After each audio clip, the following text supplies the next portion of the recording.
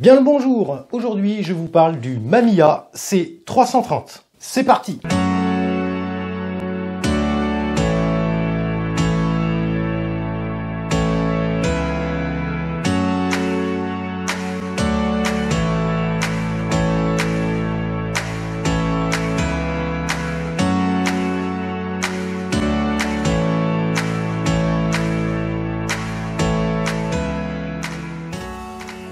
On commence. Bienvenue à tous sur ma chaîne, je m'appelle Loïc Calmels, je suis photographe professionnel. En achetant ce boîtier, je me suis aperçu qu'il n'y avait pas de notice ou très peu de vidéos en français sur YouTube afin de se tutoter et de regarder un petit peu son fonctionnement et parler un petit peu de ce boîtier. C'est quoi ce boîtier? Ce boîtier est un moyen format des années 70. Évidemment, c'est un appareil photo argentique. Qui dit argentique dit pellicule. Donc ça, c'est une pellicule 24-36. Pour argentique plein format. Et ça, c'est une pellicule au format 120 pour les moyens formats, comme le Mamiya C330. Il n'y a que 10 à 12 poses par pellicule, contrairement aux pellicules 24-36 où on peut en faire 24 à 36 poses. Uniquement 6 par 6, donc du format carré. Pour revenir donc à mon boîtier, j'en cherchais un depuis assez longtemps. Ça commence à être de plus en plus compliqué avec la renaissance de l'argentique, on veut dire, hein, puisque c'est vrai que la photographie argentique revient en force en France depuis quelques années. Les prix s'envolent d'ailleurs, et les prix s'envolent également pour des boîtiers qui sont en super bêta comme ça, en état de fonctionnement, et en super état de conservation. J'ai réussi à me procurer ce boîtier grâce à un contact. Je lui ai expliqué que j'en cherchais un absolument. J'ai réussi à le négocier au prix où j'en voulais, mais la négoce a été plutôt compliquée car la personne savait ce qu'elle avait dans les mains. Et actuellement, on en trouve entre 500 et 1000 euros, suivant leur état et suivant les objectifs que vous avez devant. Sur ce modèle, je crois qu'il existe 3 ou 4 objectifs. Donc là, c'est un 80 mm. Pour information, je suis à la recherche du 55 mm, ouverture de 8. La qualité des optiques est vraiment au rendez-vous. Comme vous pouvez le constater, il est en super état. J'ai la chance d'avoir la Dragon qui va avec, qui est en super état, qui est d'origine. Et j'ai également la petite housse. C'était quand même du costaud ce qu'on fabriquait. 40 à 50 ans après, c'est en super état. Impressionnant. Pas facile à trouver. On a le cache optique. Voilà, qui va dessus, tout simplement pour protéger les optiques. On va passer maintenant à la partie technique. Je vais vous expliquer son fonctionnement, à quoi servent les boutons, et vous allez voir, c'est très simple.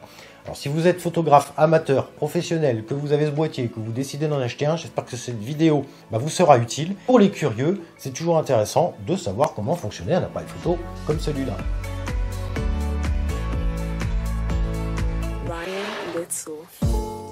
Comment est-ce qu'on enlève l'objectif? Alors c'est très simple, il y a un petit ergot qui est à l'intérieur ici là, avec un petit clapet. Donc on appuie ici tout simplement pour libérer l'orifice et comme ça on peut passer la petite baguette. Et on retire l'objectif tout simplement. Il faut savoir que sur cet objectif, la vitesse d'obturation elle est sur l'objectif, elle n'est pas sur le boîtier comme dans les argentiques ou les numériques. Voilà, vous voyez. Et l'ouverture elle est juste devant, donc ça change pas. Donc de f32 à f2.8. On a un verre de visée et un verre de prise de vue. Voilà. Pour remettre l'objectif, c'est très simple. On le remet là, voilà, on refait la même étape, mais à l'envers. Voilà. Et là, on rebloque. Voilà. Le clapet a besoin de le pousser, il se repousse tout seul. Voilà, c'est un clapet anti-retour. Ça évite de... Hop, là on peut pas le sortir. Il suffit juste d'appuyer bien dessus. Si nous avons X ou M, quand on veut adapter un flash dessus, et la synchro du flash dessus, je crois qu'elle se fait au 1/60e. Sur ce genre d'appareil photo, c'est un verre de visée par le dessus. Vous pouvez voir dedans, il y a des repères. Alors, il y a plusieurs systèmes de visée qui existent. Le verre, vous pouvez le changer. Il y a 4-5 modèles qui existent. Ou alors, sur celui-ci, un système de quadrillage qui me permet d'être le plus droit possible. Et je vous avoue que sur ce boîtier, c'est très important. Car comme on n'a pas un système de miroir qui reflète ce qu'on voit devant, tout ce qui est à l'intérieur, c'est inversé. Pas sur le haut ou le bas, mais sur la gauche et la droite. Pour pouvoir faire une mise au point optimale, sur le dessus, vous poussez et hop, vous avez une genre de petite loupe qui vous permet vraiment d'être précis au niveau de votre mise au point.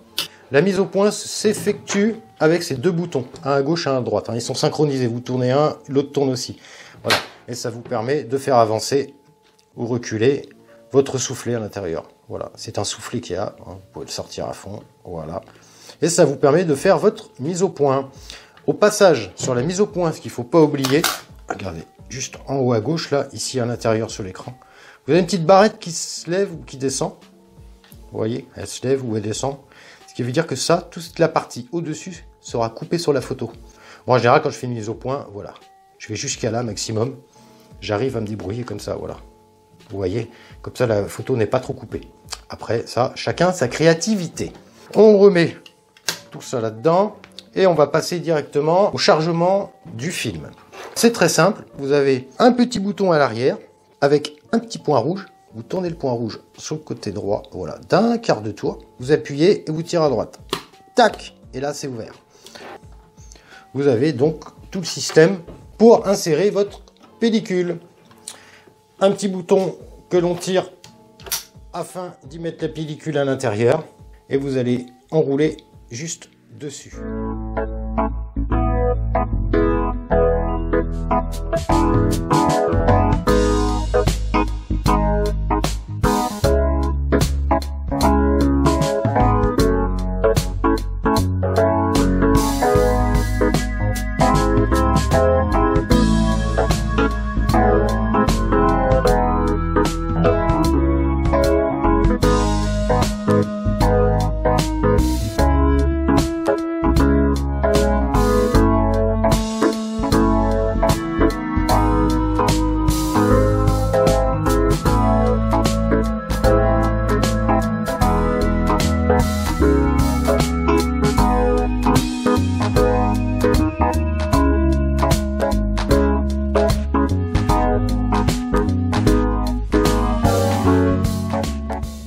Un petit peu plus technique, comment fonctionne tout ce petit système qu'il y a ici.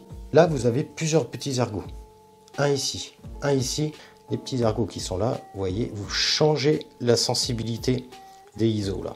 Donc, si vous utilisez une pellicule de 100 ISO, vous allez vous mettre sur 100 ISO, 100 ASA, hein, pour l'époque, c'était ASA la norme. Aujourd'hui, c'est ISO, mais c'est la même chose. Donc, 100 ISO. Ensuite, vous avez un deuxième qui est ici, qui va vous servir à changer la façon de prendre les photos. Soit vous utilisez de la lumière naturelle, soit vous utilisez donc de la lumière du jour, donc à l'extérieur, ou soit vous faites du noir et blanc. Donc là, le cas est que c'est une pellicule Delta 100 en noir et blanc, donc je mets en noir et blanc. Ensuite, vous avez un bouton dessus là, et qui tourne comme ça. Et ça, ce sont vos objectifs. Je possède un 80 mm. Je me mets sur 80 mm. Il y a un petit point rouge et vous le mettez tout simplement devant l'objectif que vous possédez dessus. Dernière chose à savoir, le bouton Lock ou Unlock, donc bloquer ou débloquer.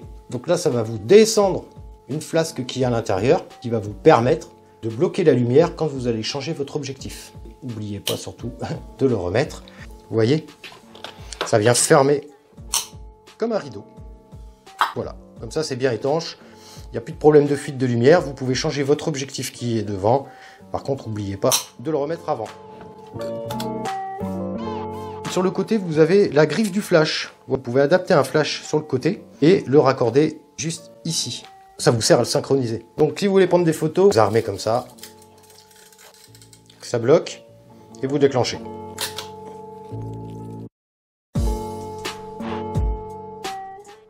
On arrive au terme de cette vidéo. J'espère qu'elle vous aura plu, qu'elle vous aura aidé à mieux comprendre le fonctionnement de ce boîtier. Si vous aimez également mes vidéos, je vous invite à vous abonner. Vous pouvez également commenter, c'est juste dessous. Je vous dis à la prochaine pour une future vidéo. À bientôt!